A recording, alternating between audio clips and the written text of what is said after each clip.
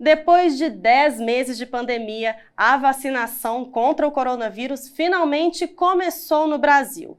E para esclarecer alguns mitos e verdades a respeito dessa imunização, eu recebo agora o infectologista Adelino Mello para a gente conversar sobre esse assunto. Doutor, obrigada por estar aqui no Gira Betim para a gente falar sobre isso. Eu que agradeço o convite e a oportunidade. Doutor, como que essa vacina age no organismo? De uma forma genérica, como com outras vacinas, a gente recebe pela vacina um estímulo para o nosso sistema imunológico aprender a combater um determinado micro-organismo. Então, no caso das vacinas contra o coronavírus, esse estímulo vem de formas diferentes, mas a Coronavac, que é a primeira que a gente tem acesso no Brasil, ela apresenta, então, um antígeno, né, uma proteína, que é igual à proteína que o vírus tem.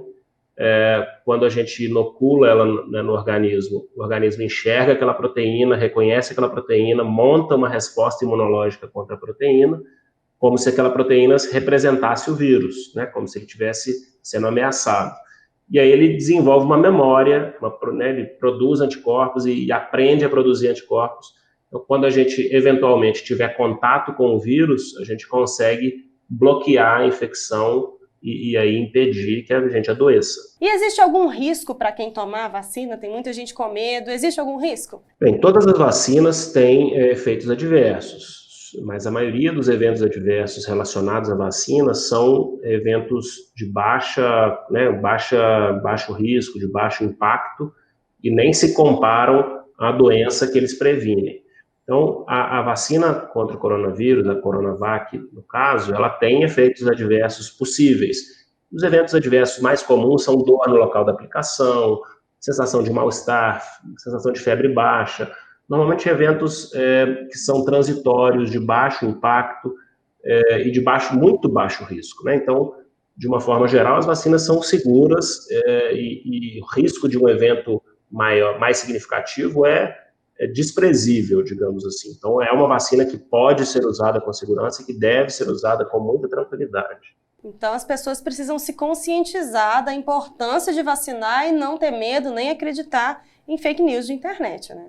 Sem dúvida, a vacinação, ela traz um impacto individual, né, para a pessoa que se vacina, mas ela traz um impacto ainda mais significativo para o coletivo. Né? Quando a gente vacina uma grande quantidade de pessoas, você consegue atingir a famosa imunidade de rebanho. O que é a imunidade de rebanho? É você conseguir proteger um grande número de pessoas de forma que uma doença não consiga mais circular entre as pessoas. Então, o rebanho, nessa condição, o rebanho consegue proteger o indivíduo que por algum motivo não pode vacinar, por exemplo, por contraindicação, por alergia, né, por reação alérgica à vacina, enfim, por estar grávida, enfim, cada vacina tem as suas peculiaridades e os seus grupos que não podem usá-la, por exemplo. E o rebanho consegue proteger esse indivíduo que não pôde se vacinar. Então, com o rebanho todo vacinado, né, com o termo, por isso que o termo vem disso, quando você tem uma grande população vacinada, a doença não consegue circular, porque a maioria das pessoas está protegida, uma pessoa doente não consegue transmitir para outra. Então, com isso, você consegue eliminar com que aquela doença circule, e assim você elimina a circulação da doença. Quando a gente não consegue atingir altas taxas de imunização, a gente não consegue ter esse fenômeno e as doenças voltam a circular, como aconteceu com o sarampo, para dar um exemplo. Doutor, mulheres grávidas ou que estão amamentando vão poder tomar a vacina contra o coronavírus? Bem, nesse primeiro momento, as gestantes elas estão colocadas como dúvida, assim, né? A sugestão, a recomendação inicial é que não sejam vacinadas, a não ser que elas tenham um risco muito elevado, né? Assim, se for alguém que trabalha em uma situação de risco e que tem um risco muito significativo, mas faça sentido botar isso na balança. Mas, de uma forma geral, a gente não tem os estudos de validação em gestante, e elas não deveriam, então, nesse primeiro momento, ser vacinadas. As lactentes, né, ou as mulheres em amamentação, né, o risco de trazer algum impacto é mínimo para esse perfil de vacina, né, uma vacina de antígeno, normalmente não traz nenhum risco, nenhum impacto. E existe algum grupo para o qual a vacina é contraindicada? Nesse momento, a contraindicação absoluta é a história de reação alérgica grave à própria vacina antes. Quando a gente fala em primeira dose, isso parece meio óbvio, mas daqui a 15 dias as pessoas vão poder ser vacinadas de novo, né? Quem recebeu a primeira dose vai começar a receber a segunda. Então, quem teve uma reação alérgica mais severa nesse momento, aí tem uma contraindicação a receber a segunda. Essa a gente usa em vacinação contraindicações absolutas e relativas. Então, essa seria a única contraindicação absoluta para uma vacinação contra a Covid. Agora, no Brasil tem surgido muitos grupos anti-vacina. Qual que é o perigo desse tipo de movimento? Bem, os grupos anti-vacina não são uma novidade, né? Eles existem desde que as vacinas existem. A gente, há mais de 100 anos atrás, né, a gente teve a revolta das vacinas no Rio de Janeiro, quando a população foi vacinada compulsoriamente contra a febre amarela, para dar uma dimensão. Com o advento das redes sociais, dessa facilidade de comunicação, dentro desse grupo de antivacinas, né, as notícias que não são verídicas, as fake news, são um grande problema, e elas trazem informações, muitas vezes que não têm veracidade nenhuma, como se fossem algo relevante.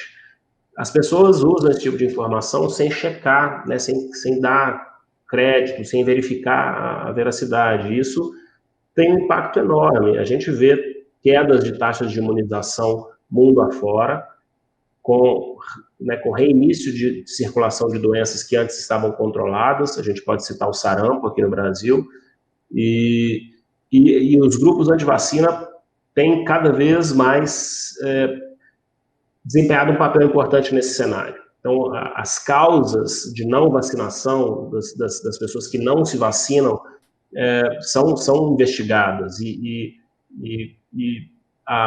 o motivo de não vacinar por acreditar nesse tipo de informação que surge desses grupos anti-vacina tem cada vez ganhado mais impacto.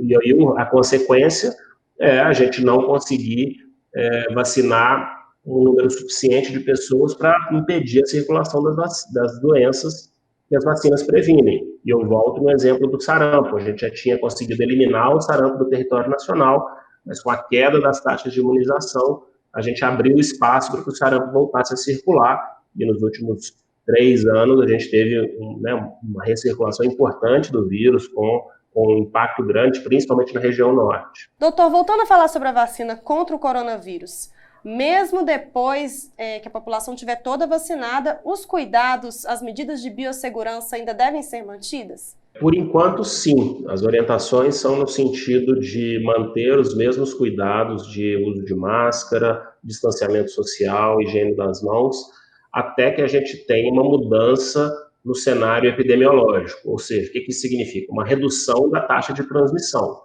Então, a gente precisa ter essa segurança de que estão realmente protegidos, de que em mundo real, digamos assim, que a vacina sendo usada na comunidade, ela vai trazer esse impacto que a gente quer de deixar de transmitir, de que as pessoas estão de fato protegidas, e aí começar a regredir nessas ações de proteção individual. Mas, por enquanto, a recomendação mundo afora é de que as pessoas continuem se protegendo e tomando as mesmas medidas, mesmo depois de vacinadas. Então, essa vacinação, ela é uma luz no fim do túnel? Sem dúvida é uma luz no fim do túnel. Acho que é uma frase que tem circulado aí nesses últimos dias, é o começo do fim, né? Então, acho que é o momento da gente reunir forças no sentido de continuar se protegendo.